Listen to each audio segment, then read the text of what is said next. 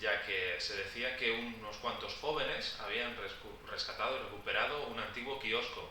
¿Sabéis? Igual la gente más joven no sabe lo que es un kiosco, la gente mayor estoy convencido que sí, pero eran las tiendas donde se compraban revistas y principalmente periódicos. Yo recuerdo que cuando era pequeño compraba los cromos de Pokémon y compraba los cromos de fútbol para hacer los álbumes de la liga. Y tengo un grato recuerdo de los kioscos. Como podemos todos ver en nuestra realidad, los kioscos han desaparecido básicamente porque la prensa se ha vuelto principalmente digital y los kioscos son una reminiscencia del pasado. Pero me ha resultado interesante la noticia porque dijo que, decían los chavales, dice que en aquello que era antiguo tenía un valor añadido que puede ser también útil para las nuevas generaciones. Y está en Barcelona y lo están intentando reformar y hay gente que ya se ha aproximado. Y afirmamos que el Señor Jesús ha venido a nuestra vida, que lo aceptamos como Señor y Salvador, que el Espíritu Santo nos sella y que a través del Espíritu Santo podemos afirmar que tenemos una nueva identidad y que tenemos esperanza presente y futura para la eternidad. Pero muchas veces esta afirmación se queda vacía, ya que nos conformamos en vivir una vida tremendamente mediocre. Y mediocre no en el sentido de fracasar a nivel vital, sino en cuanto a cómo nos movemos, cómo nos relacionamos y qué estándares de conducta estamos aplicando.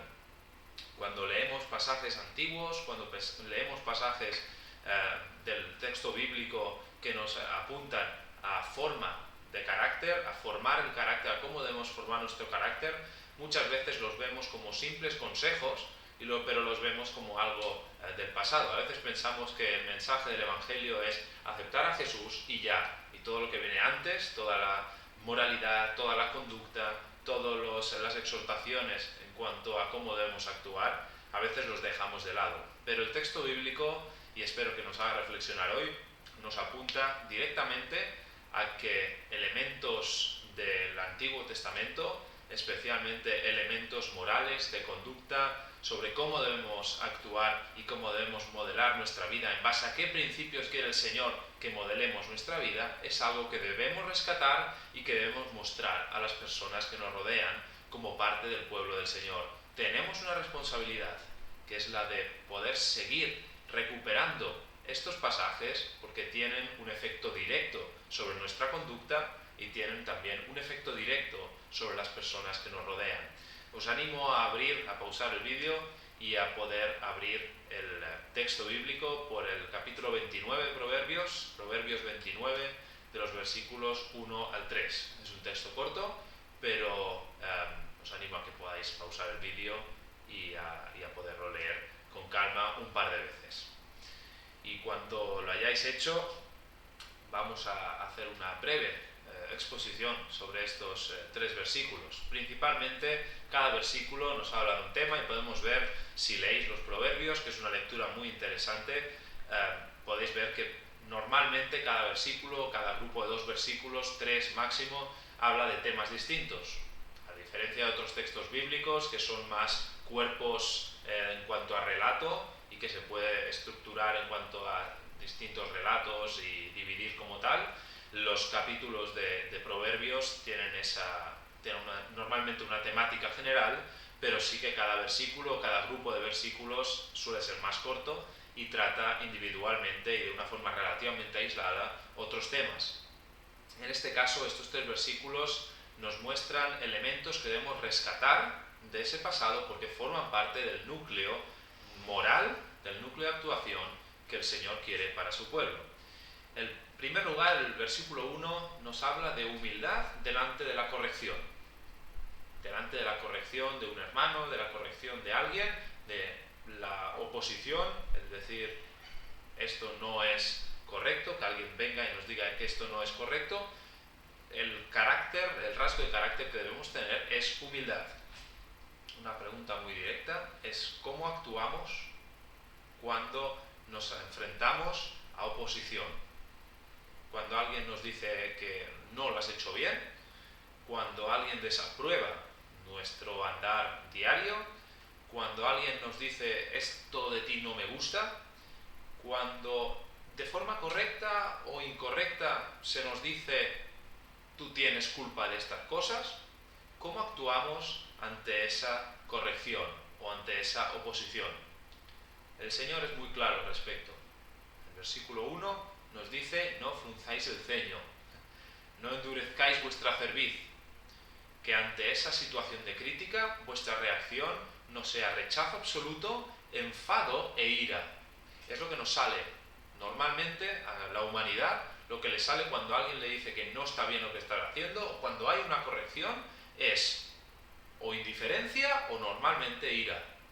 Pues el texto nos dice que ante la corrección no os airéis, que vuestra reacción, orad para que vuestra reacción ante la oposición no sea ira. No nos equivoquemos. Humildad no significa sumisión. De la misma manera que nosotros como seres humanos nos podemos equivocar en nuestro andar diario, las personas, los líderes, los pastores, los responsables de las iglesias, los responsables de cualquier lado, somos seres humanos, nos equivocamos. De la misma manera que nos podemos equivocar nosotros, también se puede equivocar el prójimo, hermano o prójimo, que nos esté corrigiendo. No nos equivoquemos. Humildad no significa sumisión, pero a veces sí que implica no reaccionar de una manera determinada, a veces sí que implica tener mansedumbre y poder callar, aunque de una forma interna tengamos ganas de responder de una forma airada. Humildad significa entender la situación, significa entender el contexto y reaccionar en consecuencia. Escuchar siempre, no reaccionar de forma airada y entender que a veces nuestra reacción puede ser el motivo de pausar los ánimos, de calmar las aguas o un acicate para que la situación vaya en una espiral que acabe siendo de maldición para nosotros mismos y para las personas que nos rodean. No nos olvidemos, las formas importan, siempre. Las formas de actuar, las formas de responder importan siempre. Tengamos razón o no la tengamos. Así pues, en primer lugar, cuando encontremos oposición, cuando encontremos corrección, oremos para que nuestra reacción inmediata, para que nuestra reacción que mostramos al resto no sea ira, no sea enojo y no sea, violencia, tanto física por supuesto, pero verbal también. No significa humillarnos delante de las críticas, al revés, pero sí entender que las formas a la hora de responder importan mucho, que más vale callar si eso puede ser un motivo de ruptura, más vale callar, más vale actuar con tranquilidad que no provocar una situación que no sea deseada. Las formas importan y la humildad a la hora de recibir oposición y crítica es un rasgo característico del pueblo del Señor. En segundo lugar, y aquí entramos en otro elemento bastante polémico, es qué exigimos a nuestras autoridades. Si vemos vídeos de semanas anteriores, de los devocionales anteriores, podéis pausarlo también y poder mirar el vídeo devocional especialmente sobre Ceuta. También hablamos indirectamente de este tema. Y es que los cristianos, como pueblo de Dios, tenemos la responsabilidad de exigir sana y bíblicamente elementos a nuestros gobernantes. Sí, tenemos una ciudadanía celestial, tenemos una identidad que no corresponde a este mundo y debemos enfocar y mirar hacia el horizonte que nos espera, no buscando, como el Señor dijo, no buscando tesoros en la tierra, sino en el cielo. Cierto es, pero estamos en la tierra y estamos bajo una serie de gobernantes y estamos bajo una serie de liderazgo al que como ciudadanos también de territorios, países, estados, ayuntamientos, tenemos responsabilidad de exigir.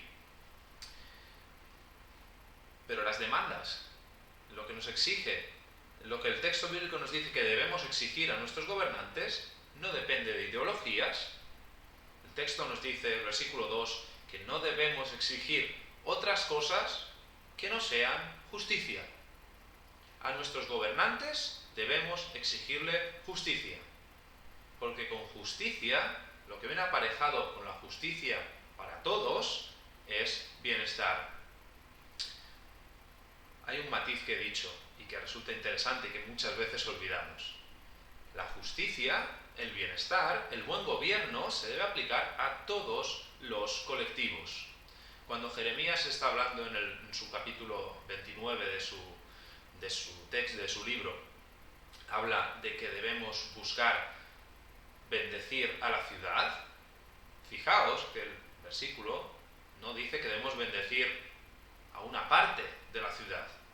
No dice que debamos bendecir y buscar la bendición de la parte de la ciudad que está de acuerdo con nuestra forma de pensar, a la parte de la ciudad que nos beneficia, sino dice a toda la ciudad. Debemos exigir a los gobernantes que velen por la seguridad, el bienestar y la justicia de todos los ciudadanos, de todas las personas que están bajo su responsabilidad. Tampoco nos equivoquemos. Todos tenemos ideologías, todos tenemos formas de pensar y todos entendemos a nivel político que hay algunas formas de actuar, de hacer política o algunas tendencias en las que congregamos más, en las que no estamos tanto de acuerdo, en las que estamos muy de acuerdo, en las que estamos muy en desacuerdo. Pero no debemos exigir y no debemos valorar según nuestra forma de ver, según nuestra ideología, sino tenemos que apuntar a lo que afirma el texto bíblico. Exijamos a los gobernantes, a las personas que tengan una responsabilidad política sobre la sociedad, justicia y bienestar para todos los colectivos que conforman esta sociedad. ¿Somos capaces, y te lanzo esta pregunta, somos capaces de reconocer a gobernantes formas de actuar y políticas que han logrado un bienestar para la sociedad, independientemente de que no nos guste el gobernante, de que no nos guste o no sea de nuestra ideología preferida, de nuestra ideología en la que estamos convencidos?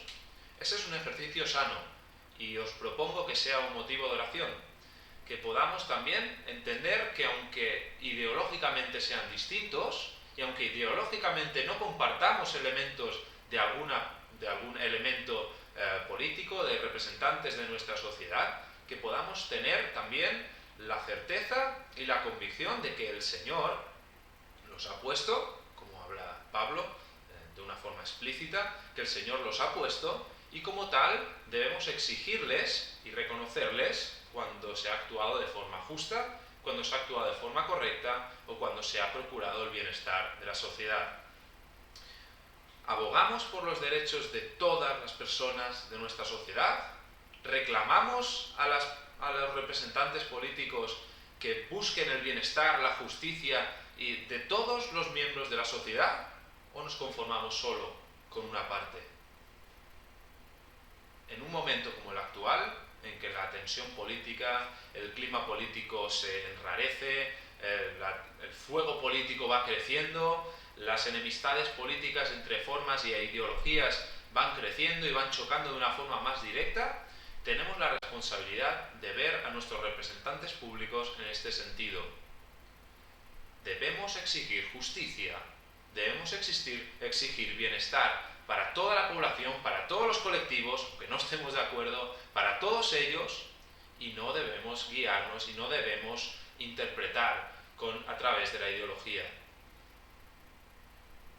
Hagámonos el propósito y oremos para no ser incendiarios a nivel político, para que, como hemos dicho antes, las formas de expresar nuestra opinión respecto a los gobernantes también importen y que no lancemos mensajes indistintos, mensajes incendiarios que pueden causar mal y daño a nuestra sociedad. Entendámoslo, el Señor quiere que el pueblo de Dios, que su pueblo, exija justicia, responsabilidad y bienestar y bendición a las ciudades y a los representantes que gobiernan esas ciudades. Oremos para que podamos ver a los gobernantes como ese elemento y no como muletas a las que solo aplaudimos si congregan con nuestra ideología o si están de acuerdo con lo que nosotros pensamos a nivel interno. Exijamos justicia, no valoremos en base a ideología. Y por último, el versículo 3, tremendamente polémico también, porque habla de un tema directo, habla de que, en primer lugar, el bienestar con la familia, habla del buen nombre de la familia, y en segundo lugar, la segunda parte del versículo 3, habla de que quien hace uso de la prostitución se acaba quedando sin patrimonio. Es necesario que hagamos una breve incursión a qué significaba culturalmente, socialmente, un contexto de prostitución o personas que acudían a la prostitución, especialmente de una forma regular. No solo era una quiebra económica, que lo era, podemos ver este versículo 3, que se dice que quien acuda regularmente y quien tenga ese estilo de vida tendrá problemas económicos para él y para su familia, sino también habla a nivel de reputación.